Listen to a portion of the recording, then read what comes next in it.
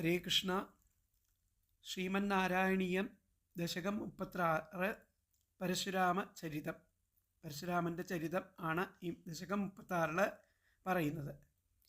അപ്പോൾ അതിൽ എന്താ പറഞ്ഞിരിക്കുന്നത് എന്നുള്ളത് നമുക്ക് നോക്കാം. അത്രേഹേ പുത്രതയാ പുരാത്വമനസൂയായാം ഹി ദത്താഭിധോ ജാതശിഷ്യനിബന്ധതന്ത്രിതമനാ സ്വസ്ഥശ്ചരൻ കാന്തയാ ദൃഷ്ടുവോ ഭക്തതമേന ഹേഹയമഹീപാലേന തസ്മൈ വരാൻ അഷ്ടൈശ്വര്യമുഖാൻ പ്രദായ ദദിഥ സ്വേനൈവ ചാന്തേവധം. ത്വം പുരാ, അങ്ങ് പണ്ട് അത്രേഹേ പുത്രതയാ, ആ അത്രി മഹർഷിയിലൂടെ അനസൂയായാം, അനസൂയാദേവിയിൽ ദത്താഭിധ, ദത്തൻ എന്ന പേരിൽ ജാതഃ ഹി ജനിച്ചു, അവതരിച്ചു. ശിഷ്യനിബന്ധതന്ത്രിതമനാഹ, ആ ശിഷ്യന്മാർ അവർ ചെയ്യുന്ന ആ പ്രവൃത്തികളിൽ തനിക്ക് സമാധി ഭംഗം വരുമോ എന്ന് ഭയന്നിട്ട്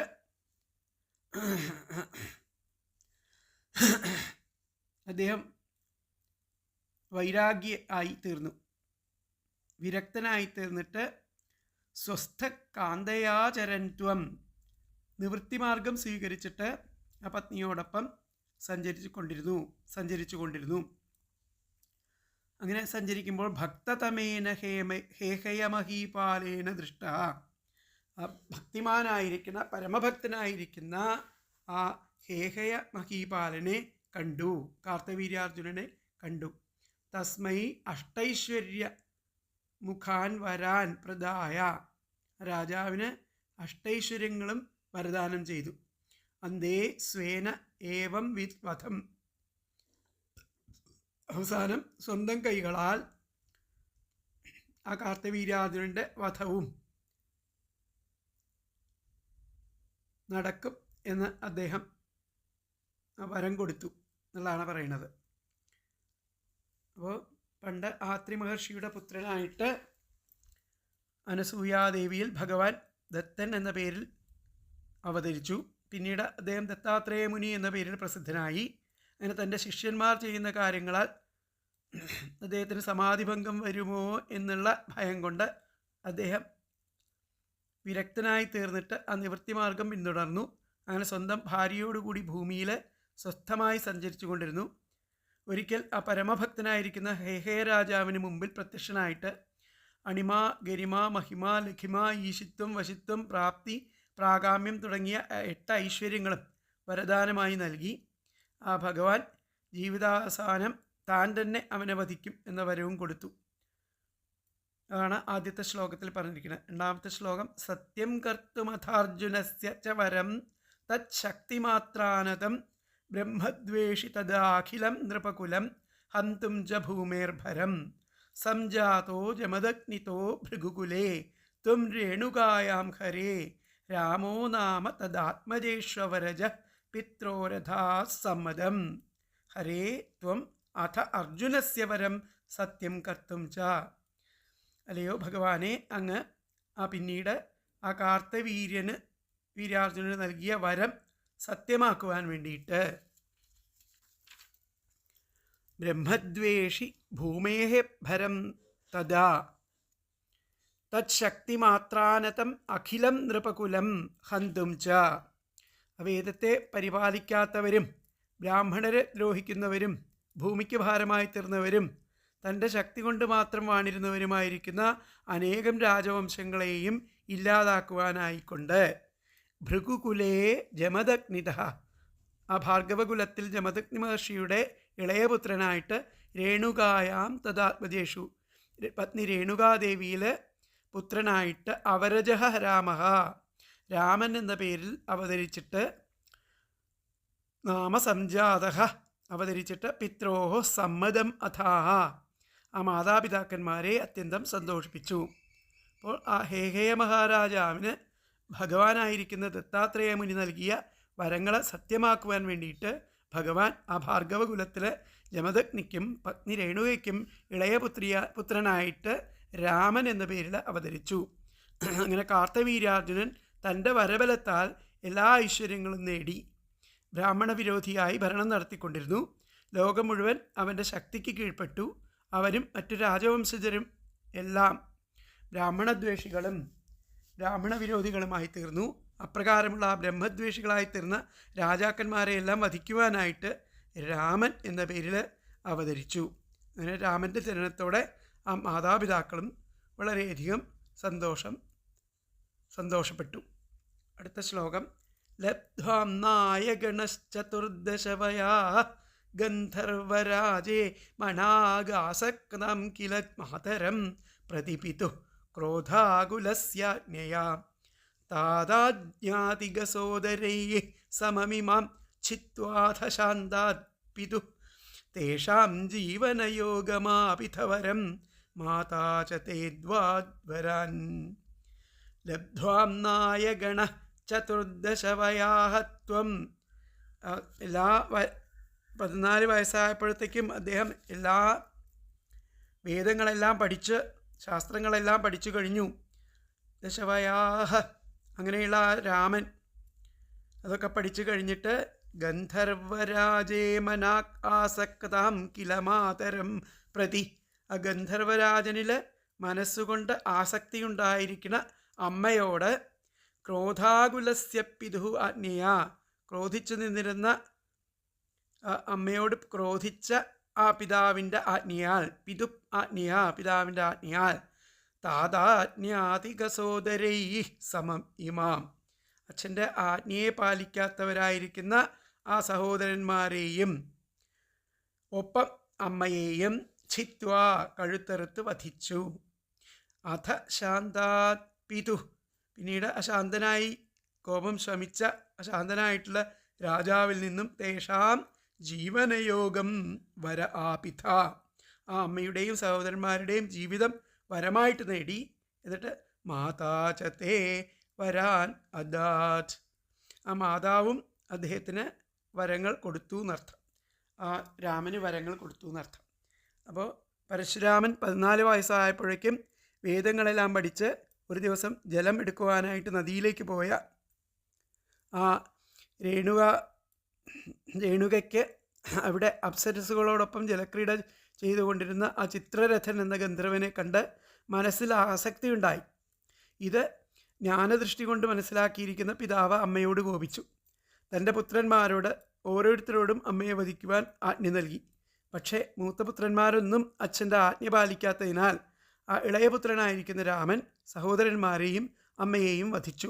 തുടർന്ന് ജമദഗ്നിക്ക് കോപം ശമിച്ചപ്പോൾ ആ രാമൻ അദ്ദേഹത്തിൽ നിന്ന് സഹോദരന്മാരുടെയും അമ്മയുടെയും ജീവൻ വരമായി നേടി.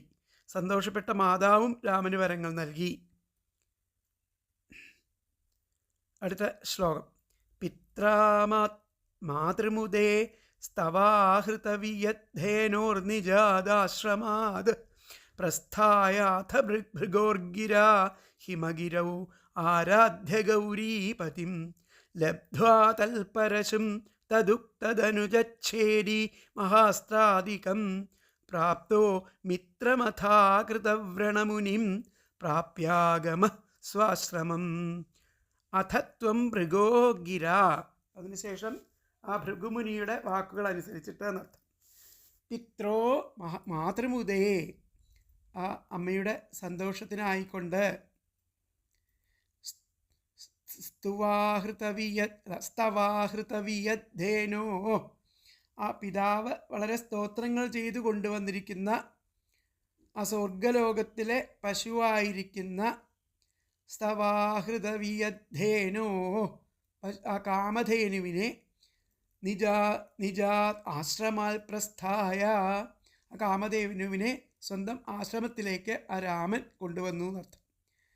ഹിമഗിരൗ, എന്നിട്ട് പിന്നീട് ആ ഹിമാലയത്തിൽ പോയിട്ട് ഗൗരീപതിം ആരാധ്യ, ഗൗരീപതിയായിരിക്കുന്ന പരമേശ്വരനെ പ്രാർത്ഥിച്ച് ആരാധിച്ച് തൽപരശും ലബ്ധ്വ, അദ്ദേഹത്തിൽ നിന്ന് പരശു എന്ന അവരം വാങ്ങി തദനുജച്ഛേദി, പരശുരാമനായി തീർന്നിട്ട് അദ്ദേഹം പറഞ്ഞതനുസരിച്ച് അവിടെയുള്ള ഒരു അസുരനെ കൊന്നു. ധനുജച്ഛേദി മഹാസ്ത്രാദികം, എന്നിട്ട് വലിയ വലിയ അസ്ത്രങ്ങളെല്ലാം സമ്പാദിച്ച് പ്രാപ്ത അഥ പിന്നീട് അകൃതവ്രണമുനിം മിത്രം, അകൃതവ്രണൻ എന്ന മുനിയെ മിത്രമാക്കിയിട്ട് പ്രാപ്യ സ്വാശ്രമം ആഗമ, അദ്ദേഹവുമായിട്ട് സൗഹൃദം സ്ഥാപിച്ചിട്ട് തൻ്റെ ആശ്രമത്തിലേക്ക് തിരിച്ചു വന്നു. അപ്പോൾ ജമദഗ്നി മഹർഷി ആ സ്വർഗത്തിൽ നിന്ന് ആ കാമധേനുവിനെ സ്തോത്രങ്ങൾ ചെയ്തുകൊണ്ട് തൻ്റെ ആശ്രമത്തിലേക്ക് കൊണ്ടുവന്നു. കാമധേനുവിൻ്റെ സാന്നിധ്യത്തിൽ ആശ്രമം സർവൈശ്വര്യപൂർണ്ണമായി തീർന്നു. പിന്നീട് ആ ഭൃഗുമഹർഷിയുടെ ഉപദേശപ്രകാരം ശ്രീ പരശുരാമൻ തൻ്റെ ഐശ്വര്യപൂർണ്ണമായിരിക്കുന്ന ആശ്രമം വിട്ടിട്ട് തപസ്സിനായിട്ട് ഹിമാലയത്തിലേക്ക് പോയി. അവിടെ ശ്രീ പരമേശ്വരനെ തപസ് ചെയ്ത് പ്രസാദിപ്പിച്ച് അദ്ദേഹത്തിൽ നിന്നും പരശു എന്ന ആയുധം വാങ്ങി. അദ്ദേഹത്തിൻ്റെ ആദേശപ്രകാരം ഒരു അസുരനെ വധിച്ച് ഇതിൽ സന്തോഷം പൂണ്ട ആ പരമശിവൻ അനേകം ദിവ്യാസ്ത്രങ്ങളും നൽകി അവിടെ വെച്ച് അകൃതവ്രണൻ എന്ന മഹർഷിയുമായിട്ട് അകൃതവ്രണ മഹർഷിയുമായിട്ട് സഖ്യം സ്ഥാപിച്ചു, മിത്രമായി തീർന്നു എന്നർത്ഥം. പിന്നീട് ആ ശ്രീ പരശുരാമൻ തൻ്റെ ആശ്രമത്തിലേക്ക് മടങ്ങി എന്നതാണ് 4ാമത്തെ ശ്ലോകത്തിൽ പറയപ്പെടുന്ന ആശയം. അപ്പം 5ാമത്തെ ശ്ലോകത്തിൽ നോക്കാം. ആഖേടോപഗതോർജുന സുരഗവീ സംപ്രാപ്ത സമ്പദ്ഗണൈ ത്വൽപിത്രാ പരിപൂജിത പുരഗതോ ദുർമന്ത്രിവാചാ പുനഃ ഗാം ക്രേതും സചിവം നിയുക്തകുധിയാ തേനാപിരുന്ധൻ മുനിസ്പ്രാണക്ഷേപസരോഷ ഗോഹതചമൂ ചക്രേണ വത്സോ ഹൃത. ആഖേടോപഗത അർജുന, ആ വനത്തിൽ ആ കാർത്തവീര്യാർജുനൻ നായാട്ടിനായിട്ട് പോയി. ആഖേടോപഗത അർജുന, കാർത്തവീര്യാർജുനൻ നായാട്ടിന് പുറപ്പെട്ട് സുരഗവീ സംപ്രാപ്ത സമ്പൽഗണൈഹി, ഈ ആശ്രമത്തിൻ്റെ പരിസരത്ത് എത്തി. ഈ ജമദഗ്നി മഹർഷിയുടെ ആശ്രമം പരിസരത്ത് എത്തിയപ്പോൾ സുരഗവീ സംപ്രാപ്ത സമ്പൽഗണൈഹി, ആ കാമധേനുവിൽ നിന്നും സമ്പാദിച്ചിരിക്കുന്ന സമ്പത്തുകളെ കൊണ്ട് ത്വൽപിത്രാ പരിപൂജിത, ആ പിതാവായിരിക്കുന്ന ആ ജമദഗ്നി മുനി ആ രാജാവിനെയും ഭടന്മാരെയും എല്ലാം സൽക്കരിച്ചു.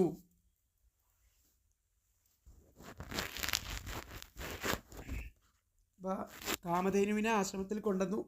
ആ കാമധേനുവിൽ നിന്നും സമ്പാദിച്ച സമ്പത്തുകളെ കൊണ്ട് അവിടെ ആ നായാട്ടിനായിട്ട് വന്നിട്ടുള്ള ആ കാർത്തവീര്യാർജുനനെയും അദ്ദേഹത്തിൻ്റെ ഭടന്മാരെയും എല്ലാം സൽക്കരിച്ചു ആ ജമദഗ്നി മഹർഷി. പുനഃ പുരഗത, എന്നിട്ട് പിന്നെ ആ രാജകൊട്ടാരത്തിലേക്ക് മടങ്ങിയ ആ കാർത്തവീര്യാർജുനൻ ദുർമന്ത്രിവാച, ദുഷ്ടന്മാരായിരിക്കുന്ന മന്ത്രിമാരുടെ വാക്കുകളെ കേട്ട് ഗാം ക്രേതും, ആ പശുവിനെ വിലയ്ക്ക് വാങ്ങാനായിട്ട് സചിവം നിയുക്ത, തൻ്റെ ആ സചിവന്മാരെ, അതായത് മന്ത്രിമാരെ നിയോഗിച്ചു. രുന്ധൻ മുനിപ്രാണ ക്ഷേപ, അപ്പോൾ അതിന് തടസ്സം നിന്നു ആര്? ആ ജമദഗ്നി മഹർഷി. രുന്ധൻ മുനിപ്രാണക്ഷേപ സരോഷ, അവരോട് ക്രോധം വന്നു. ഗോഹത ചമൂചക്രേണ, അങ്ങനെയുള്ള ആ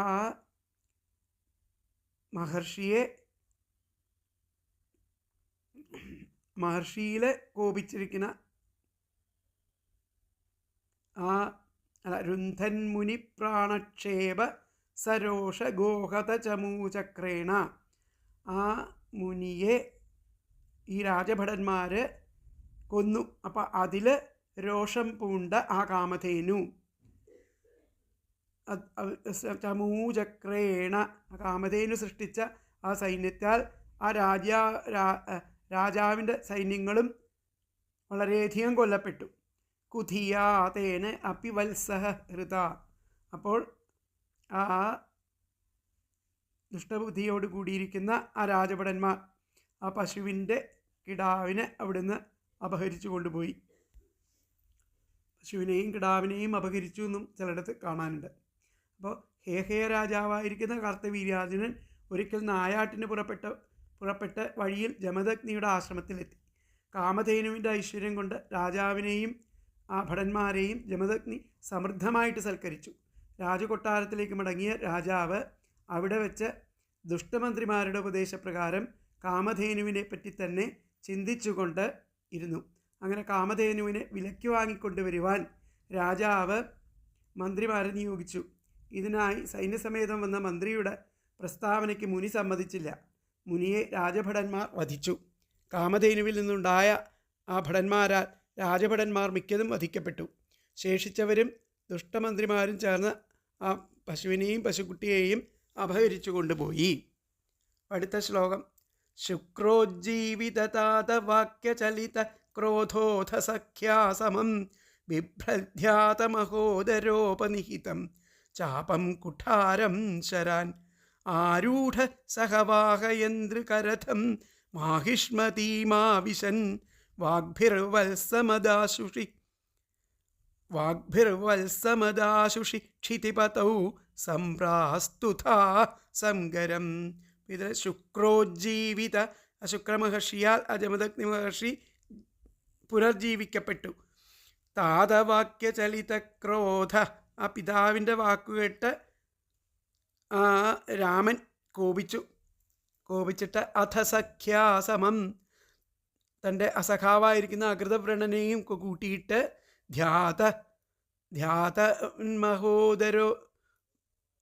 മഹോദരോപനിഹിതം ചാപം കുഠാരം ശരാൻ ധ്യാതൻ, ശിവനെ ധ്യാനിച്ചു. മഹോദരോപനിഹിതം ധ്യാനിച്ചതോടെ ആ ശിവപാർഷദനായിരിക്കുന്ന മഹോദരൻ കൊണ്ടുവന്നിരിക്കുന്ന ചാപം കുഠാരം ശരാൻ ബിഭ്രൽ, വില്ല് അസ്ത്രങ്ങൾ മുതലായവ എല്ലാം എടുത്തുകൊണ്ടിട്ട് സഹവാഹയന്ത്യകരഥം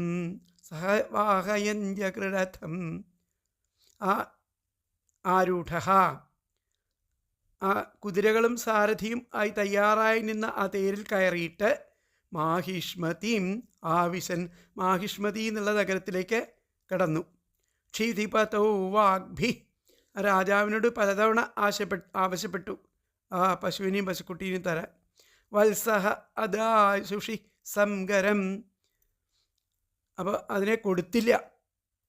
അപ്പോൾ അതിൽ ക്രുദ്ധനായിട്ട് സംഗരം സംപ്രാസ്തുത, അവർ തമ്മിൽ യുദ്ധം ആരംഭിച്ചു. അപ്പോൾ ആ ശുക്രമഹർഷി മൃതസഞ്ജീവനി എന്നുള്ള വിദ്യ ഉപയോഗിച്ചിട്ട് ആ ജമദഗ്നി മഹർഷിയെ പുനർജീവിപ്പിച്ചു. അപ്പോൾ ആ ജമദഗ്നിയിൽ നിന്നും അവിടെ ഉണ്ടായിരിക്കുന്ന കാര്യങ്ങളെല്ലാം മനസ്സിലാക്കിയ ആ പരശുരാമൻ കോപിച്ചിട്ട് തൻ്റെ സുഹൃത്തായിരിക്കുന്ന അകൃതവ്രണമുനിയെയും കൂട്ടിയിട്ട് ഏഹേ രാജധാനിയിലേക്ക് പുറപ്പെട്ടു. അങ്ങനെ ശ്രീ പരശുരാമൻ ധ്യാനിച്ച ഉടനെ പാർഷദനായിരിക്കുന്ന മഹോദരൻ വന്ന ആ എല്ലാ ആയുധങ്ങളും ഒക്കെ കൊണ്ട് തയ്യാറായി വന്ന തേരിൽ കയറിയിട്ട് ആ പരശുരാമൻ പുറപ്പെട്ടു മാഹിഷ്മതിപുരിയിലേക്ക്. അവിടെ വെച്ചിട്ട് പലതവണ തങ്ങളുടെ പശുക്കിടാവിന് വിട്ടുതരാൻ വേണ്ടി രാജാവിനോട് അപേക്ഷിച്ചിട്ടും രാജാവ് കൊടുത്തില്ല. അത് കേൾക്കാത്തതിനാൽ പരശുരാമനും ആ കാർത്തവീര്യാർജുനും തമ്മിൽ വലിയ ഒരു യുദ്ധം അവിടെ ഉണ്ടായി. അടുത്ത ശ്ലോകം. പുത്രാണാമയുതേന സപ്തദശഭിശ്ചാക്ഷൗഹിണീഭിർ മഹാസേനാനീഭിർ അനേകമിത്രനിവഹൈ വ്യാജൃംഭിതായോധന സദ്യസ്ത്വൽക്കുഠാരബാണവിദളൻ നിശേഷസൈന്യോൽക്കരോ ഭീതി പ്രദ്രുതനഷ്ടശിഷ്ടതനയ ത്വാമാപദദ്ധേഹയ. അപ്പോൾ ഹേഹയപുത്രാണാം അയുതേന, ആ ഹേഹയ രാജാവിന് 10,000 പുത്രന്മാരുണ്ടായിരുന്നു. അതുപോലെ മഹാസേനാനിഭി, അനവധി മഹാന്മാരായുള്ള സേനാനികളും, പിന്നെ അനേകമിത്ര നിവഹൈ, അനേകം മിത്രന്മാരായിട്ടുള്ള രാജാക്കന്മാരും, ഇവരോടൊക്കെ ചേർന്നുകൊണ്ട് വ്യാജൃംഭിതായോധന, വലിയ ഒരു യുദ്ധം അവിടെ ഉണ്ടായി. സദ്യ പെട്ടെന്ന് തന്നെ ത്വൽക്കുഠാരബാണവിദളൻ, ആ വെൺമഴു ഒക്കെ ഉപയോഗിച്ചിട്ട് ത്വൽക്കുഠാര ബാണവിദളൻ അസ്ത്രങ്ങൾ കൊണ്ടൊക്കെ ആ ശത്രുക്കളെയെല്ലാം ശേഷസൈന്യോൽക്കര അങ്ങ് ഇല്ലാതാക്കി. ആ പരശുരാമൻ അവിടെ ഇല്ലാതെയാക്കി. ഭീതി പ്രദ്രുത നഷ്ടശിഷ്ടതനയ, അപ്പോൾ ശേഷിച്ച പുത്രന്മാരുടെ ഭയം കാരണം അവർ അവിടെ നിന്ന് ഓടിപ്പോയി. ത്വാം ആപതത്. അവസാനം ആ കാർത്തവീര്യാർജുനൻ അങ്ങയുടെ നേരെ ചാടി വീണു. അപ്പോൾ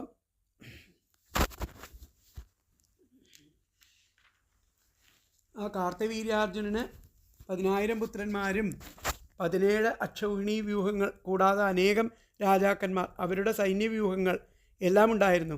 ഇവരെല്ലാം നിരന്ന് ആ പരശുരാമനുമായിട്ട് യുദ്ധം നടത്തി. ഭയാനകമായിട്ടുള്ള ആ യുദ്ധത്തിൽ ഭഗവാൻ തൻ്റെ ആയുധങ്ങൾ ഉപയോഗിച്ച് അനേകം ഹേഹേപക്ഷക്കാരെയും വധിച്ചു.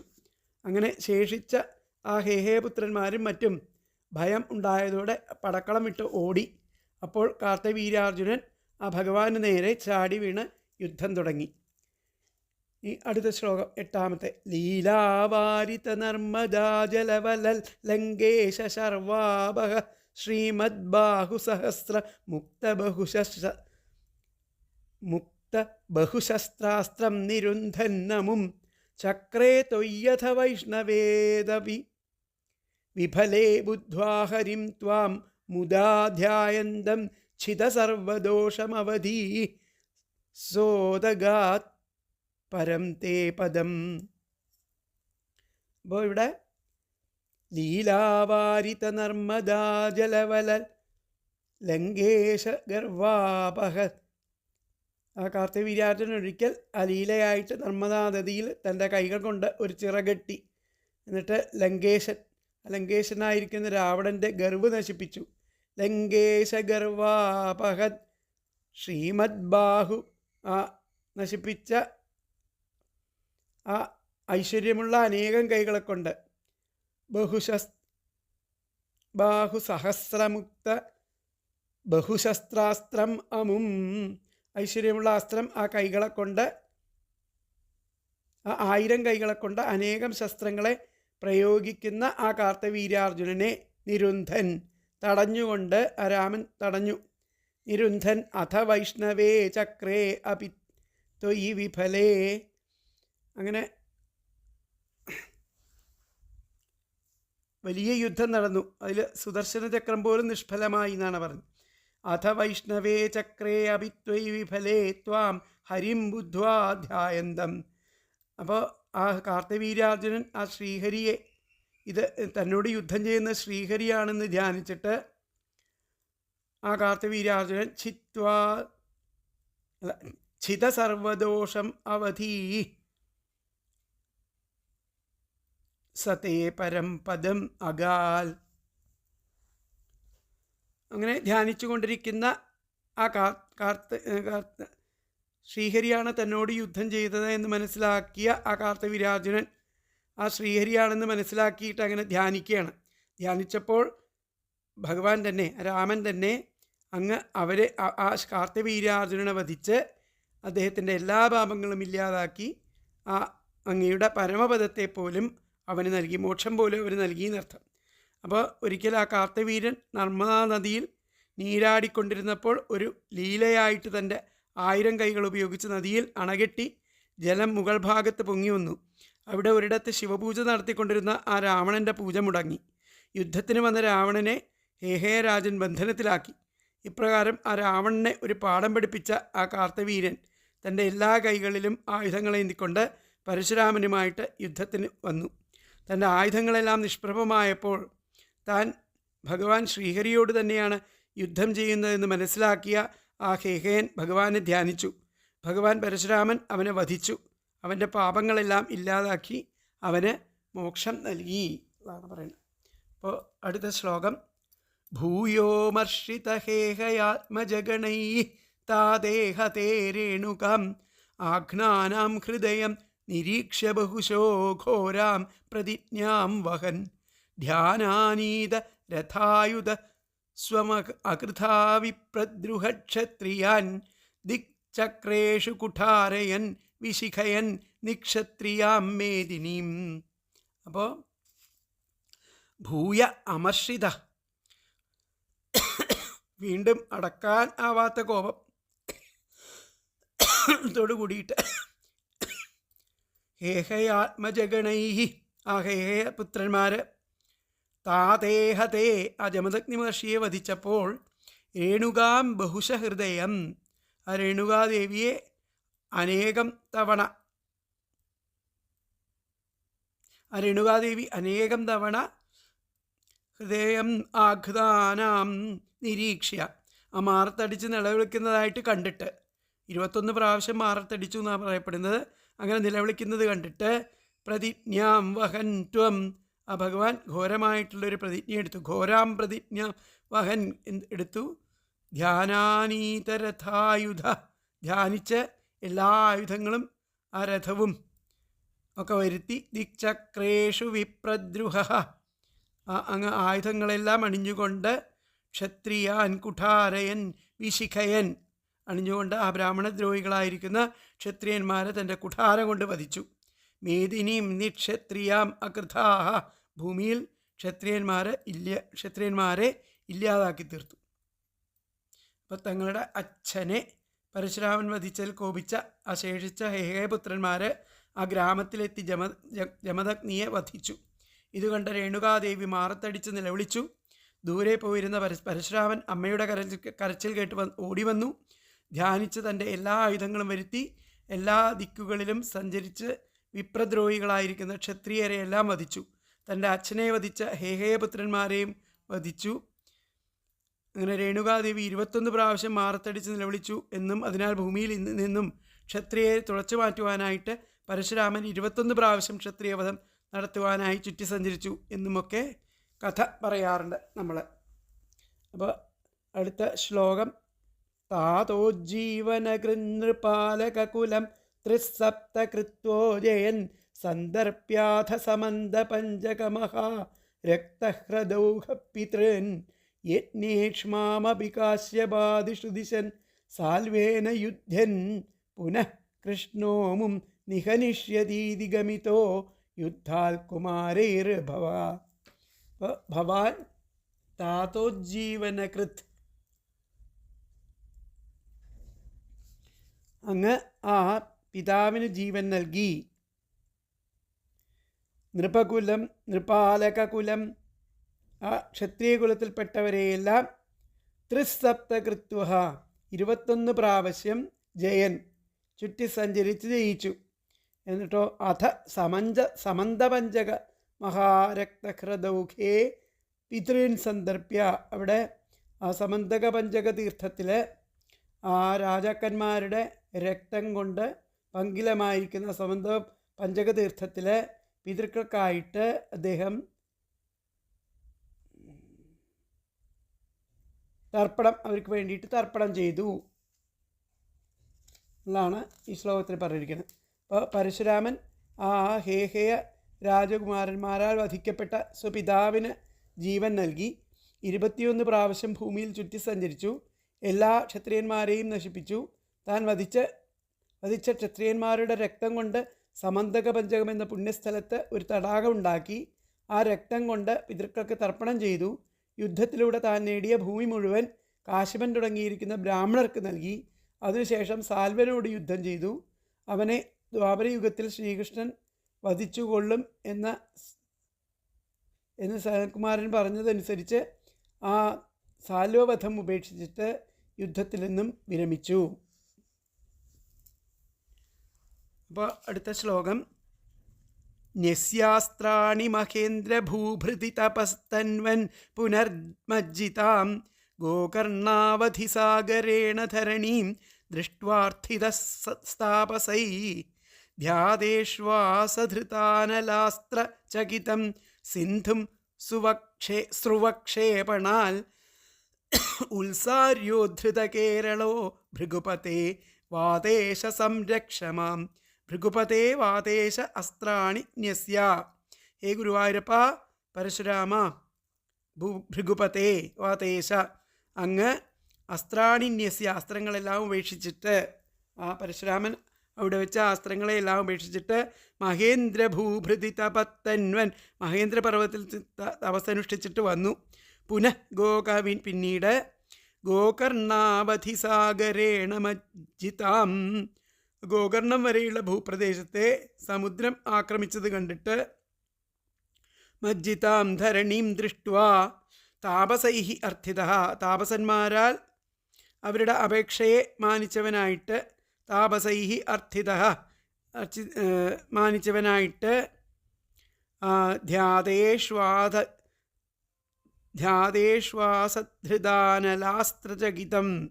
ആഗ്നേയാസ്ത്രം തൊടുത്തിട്ട് വില്ലിൽ ആശ്രയാഗ്നം തൊടുത്ത് വരുണദേവനെ പേടിപ്പിച്ച് ഗോകർണം മുതൽ കന്യാകുമാരി വരെയുള്ള ആ സമുദ്രത്തിനടിയിൽ പോയിരുന്ന സ്ഥലത്തെ വീണ്ടെടുത്തു. എങ്ങനെ? പുനഃ ഗോകർണാവധിസാഗരേണ മജ്ജിതാം ധരണിം ദൃഷ്ട്വാ താപസൈഃ അർത്ഥിതഃ ധാതേശ്വാസധൃതാനലാസ്ത്രചകിതം. സിന്ധും സ്രുവക്ഷേപണാൽ, സ്രുവം എറിഞ്ഞു ആ സാഗരത്തിലേക്ക്. അതിൽ നിന്ന് കേരളം എന്ന ഭൂപ്രദേശത്ത് സമുദ്രത്തിൽ നിന്നും വീണ്ടെടുത്തു. സ്രുവക്ഷേപണാൽ ഉദ്ധാര്യ ഉദ്ധൃത കേരള. ആ കേരളം എന്ന ഭൂപ്രദേശത്തെ സമുദ്രത്തിൽ നിന്നും വീണ്ടെടുത്തു. മാം രക്ഷക. അങ്ങനെയുള്ള ആ ഭഗവാനോട്, ഭഗവാനെ അങ്ങ് എന്നെ രക്ഷിക്കണേ എന്നതാണ് ഇതിൽ പറയുന്നത്.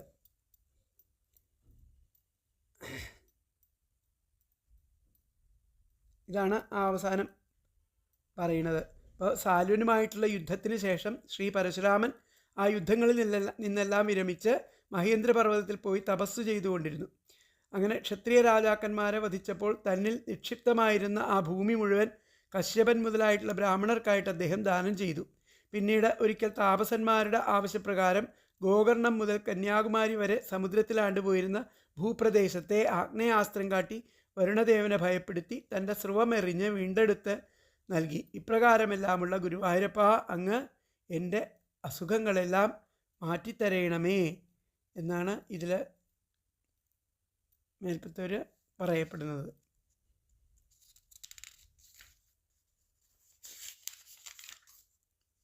ഹരേ കൃഷ്ണ.